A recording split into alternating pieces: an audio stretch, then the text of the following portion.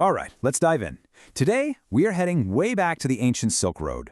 But we're not just there for the silks and spices. We're there to witness something incredible, a revolution in how ideas themselves traveled across continents and through centuries. I mean, really think about that for a second. Every ancient philosophy you've heard of, every story from a different culture, all of it had to make this huge, almost impossible leap through time and language just to get to us. So how on earth does that actually work?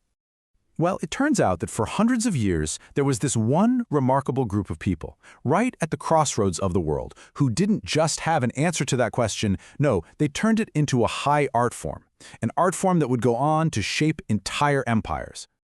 To really get their story, first we have to understand that this whole idea of translation, it isn't some new academic thing. It's about as fundamental to being human as you can get. I mean, translation happens because of the most basic human stuff. You know, when different groups of people meet, maybe for trade or to hash out a treaty, or just because one group moved into a new area, you've got to build a bridge of words. The very first translators probably weren't sitting in some fancy library. They were out there, haggling in a market or trying to stop a war. So, let's jump back in time, out onto the huge steppes of Central Asia. This is where the story of our master translators really begins, and it starts with a little bit of a historical mystery. Okay, so you've got this major Chinese historical record, the Sui Shu, written way back in 632 AD. And it makes this really clear statement: the Turkic peoples didn't have a writing system. Simple enough, case closed, right? Well, not so fast. Because get this, another Chinese text, written less than 40 years later, says the exact opposite. The Zhou Shu says, yep, they do have their own writing, and it even looks a bit like the script of the Sogdians. This kind of contradiction is a huge clue for historians that something really big was happening with writing and reading in that part of the world. And this connection, this back and forth, it ran so deep that a lot of experts think an early Chinese word for translator was basically just borrowed from the Turkic word tidi, which means he said. You can almost hear it, right? An interpreter constantly repeating, he said this and he said that, until the phrase itself just became the name for the job.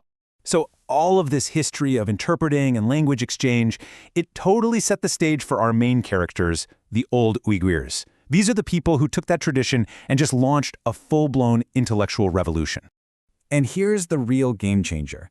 As the Uyghurs started to shift from a nomadic life, wandering the steppes, to building these incredible bustling cities like Turfan and Beshbalik, something amazing happened. A whole culture built around reading, writing, and deep thinking just exploded into existence, creating the perfect conditions for a golden age of translation. And the sheer linguistic firepower these guys had was just, wow. We're not talking about just learning the language of the next town over. The Uyghur scholars were masters of Sanskrit, the ancient, complex language of Buddhist texts. They knew Tocharian, a now extinct language from the area. They mastered Sardin, which was like the English of the Silk Road. And of course, they were fluent in Chinese, Tibetan, and Mongolian. It's just staggering. And you know, it wasn't just about speaking these languages. They were experts in all the different ways they were written down. They used the old Kukturk runes, they created their own famous Uyghur alphabet based on Sogdian, and they could read and write in Chinese characters, Tibetan script, you name it. They weren't just multi-literate, they were multi-literate, which is a whole other level. So you have to ask, what was driving all of this incredible brain power? What were they so passionate about translating that they dedicated their lives to it? Well, for the most part, the answer was faith. Yeah, the answer was overwhelmingly about religion. The vast majority of their work was translating sacred texts. Buddhism was the big one, by a long shot. But the Uyghurs also became this intellectual hub for Manichaeanism, Nestorian Christianity, and later on Islam. All these different faiths that were thriving together along the Silk Road. And when it came to Buddhism, they were methodical. They took on the entire canon, the whole shebang, known as the Three Baskets. That meant translating the sutras. These are the stories and parables for everyday people.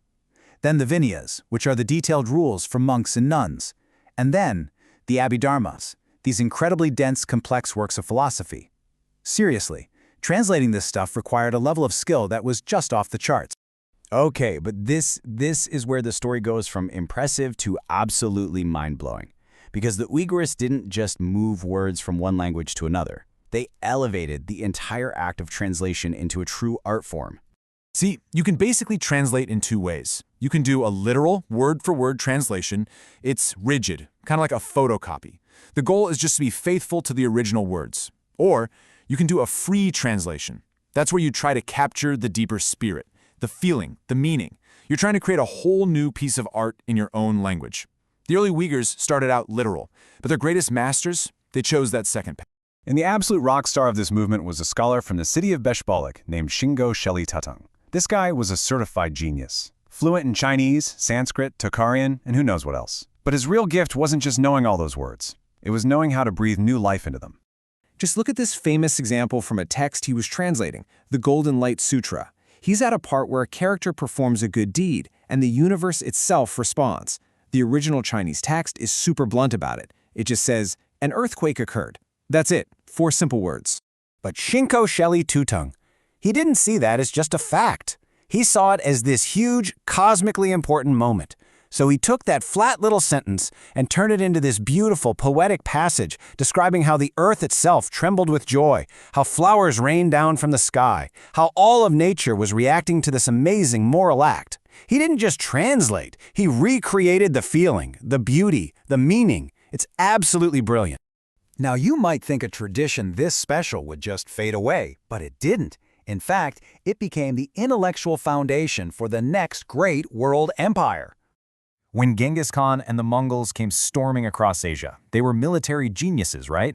But they didn't really have a bureaucracy or even their own writing system yet. So who did they turn to? The Uyghurs.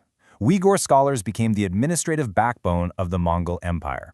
They adapted their script to write the Mongolian language and helped write the laws for huge dynasties like the Yuan in China. Their tradition of knowledge was just that powerful. When you really think about it, the story of the Uyghurs is this amazing reminder that knowledge isn't some dusty thing on a shelf. It's alive, and it only survives because people, real people, dedicated their lives to carrying it across that massive gulf of language and time. It really makes you wonder, doesn't it? How much of the world as we know it, our philosophies, our religions, our favorite stories, only exist because a translator like Shinko Sheli Tatung decided not just to change the words, but to give an old idea a brand new, beautiful voice.